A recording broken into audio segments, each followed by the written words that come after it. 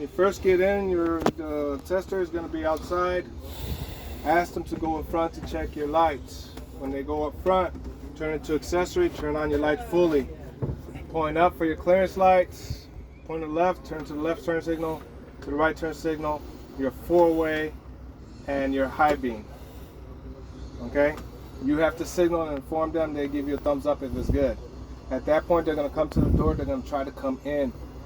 Don't let them come in. Ask them if could you please check my rear lights. So they're going to go to the back. You're going to look through the mirror. You're going to do up for the clearance lights.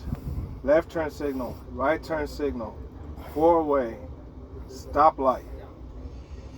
All good. They're going to come to the front. At that point, turn it completely off and inform them that you're going to do a safety start. Check that it's on neutral, press in the clutch, turn the truck on. Quickly point to your ABS brake lighting, the indicator, which is going to turn on. Inform them that it has turned on and turned off. They're going to acknowledge that you said that. At that point, go to your seatbelt. So your seatbelt's properly mounted, secured, no abrasions, traces, or cuts. It latches on properly and unlatches properly. And put it back on yourself. At that point, go to your fuses. Are located up here. Fire extinguishers are located right here. It's properly mounted, secured, not bent, broken, or cracked. Pin in place and filled to the proper level. My triangles are located back there. They're properly mounted, secured, not bent, broken, or cracked. Proper color, amber. My city horn, beep, operates properly. My highway horn, honk, operates properly. My mirrors are properly mounted, secured, not bent, broken, or cracked, free of debris and no illegal stickers. My windshield is properly mounted, secured, free of debris and no illegal stickers. My windshield wipers are properly mounted, secured, not bent, broken, or cracked. They're 100% to the windshield. Then I push the buttons for it to squirt, and you have to say it properly operates and squirts out the water. At that point, you go down to your defrost. Turn it all the way to heat. Put it on defrost. Put your hand over. Wait until you actually feel the heat. Once you feel the heat, you say my defrost is operating properly. I'm going to switch it to my feet and check my feet. My feet are operating properly. At that point, turn it back to AC because it's fucking hot out there. Once you're done with that, you go straight into your indicators. So your coolant temperature indicator is at 130 Fahrenheit within operating level.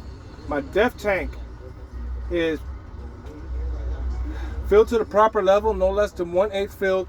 All 4 bars or whatever bars you see are lit within operating levels.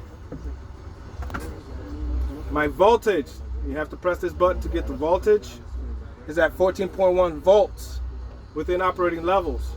My oil PSI, which is at 45 PSI within operating levels. My primary and secondary air tank, both are at 125 PSI within operating levels. My left indicator is operating properly. My right indicator is operating properly. My four-way indicators are operating properly. My high beam indicators operating properly. At this point, I'm just going to slightly press the brakes to lose some air so I can rev up the engine and hear the first governor kick off. Boop, boop, boop. Press the gas. It's idling. Choo! The indicator, my governor just kicked off. At this point, I'm going to start my brake test. So I'm going to shut off the engine and put it in accessory. So I shut off the engine, I put it in accessory. I press in both my trailer and tractor parking brake valves all the way in. I wait until I don't hear no air losing from the valves. You'll see that the indicators on your primary and secondary tanks will go down. Wait till it settles. Once it settles and you don't hear no more air, at this point I'm going to put my foot on the brake for 1 minute to check if I lose more than 4 PSI within that 1 minute. Could you please inform me when that 1 minute's up? I am going to start now. I push in the brakes. The way I do it is I push in. As soon as I feel that resistance coming back at me, I stop right there. I will not push it all the way in, because if you do, you're going to lose all your air. You push it to the point where you feel a lot of resistance on you and just hold it there. Wait until the tester informs you that your 1 minute is up. Once they enforce you that 1 minute is up, you release the brakes. If you hear the pshoo from the brakes, remind them of that. As you heard when I released my foot from the brake, I heard the pshoo from the brakes. That way they don't get you saying that you didn't put your foot all the way down when you should have. At that point, you inform them that I'm going to continue to fan the brakes to 60 psi to see if my emergency indicator light and buzzer kick off. I'm fluttering the brakes, goes to 60 psi, beep, boop. At this point, you inform, as you notice, at 60 psi, my primary and secondary tank, my emergency light and buzzer did go off. At this point, I'm going to continue to flutter the brakes until 20 to 40 psi until both my valves pop out. I flutter the brakes, one pops out, continue to flutter the brakes, the other one pops out, stop. At this point, you inform them, as you notice, both my valves popped out at 20 to 40 psi.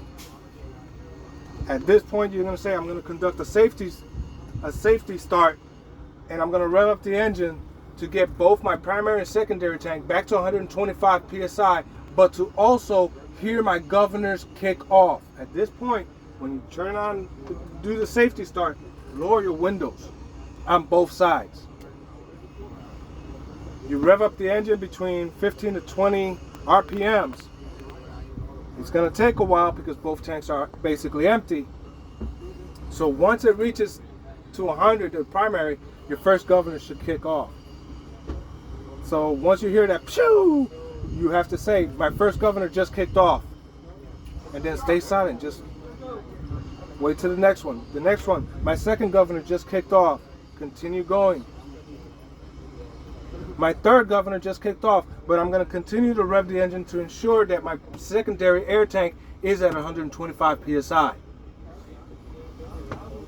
Boom. At this point, both my air tanks are at 125 psi.